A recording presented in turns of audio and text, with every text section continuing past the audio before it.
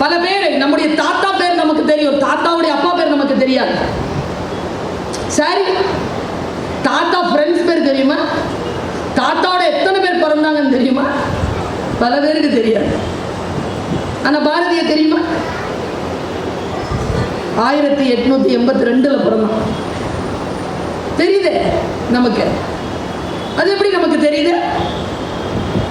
பல நேரங்களில் நான் யோசிச்சு பார்க்கிறேன், நமக்கு சில விஷயங்கள் வரலாற்றில் எப்படி இடம் பிடிப்பது, காலத்தை எப்படி ஜெயிப்பது, காலம் ஓடுவதற்கு முன் எப்படி ஓடுவதுன்னு தெரியல. இந்த தங்கை, இந்த அக்கா, இந்த தாய், இந்த பேராசிரியர் ஒரு வார்த்தை சொல்கிறேன், நீங்கள் உங்கள் மனக்கதவுகளை திறந்து இதை எழுதி வைத்துக் கொள்ளுங்கள். வரலாறு உங்கள் வெற்றியை, இளைஞர்கள் நிறைய பேர் இருக்கிறீர்கள், சொல்லுகிறேன், உங்கள் வெற்றியை, வரலாறு முதல் வெற்றியை காகிதத்தில் தான் எழுதும், இரண்டாவது வெற்றியை தான் பொன்னெழுத்துக்களில் எழுதும். ஜெயிச்சுட்டு சும்மா இருந்துடக்கூடாது. சேர்மன், சட்டமன்ற உறுப்பினர், எம்எல்ஏ திரும்ப திரும்ப ஜெயிக்கணும்.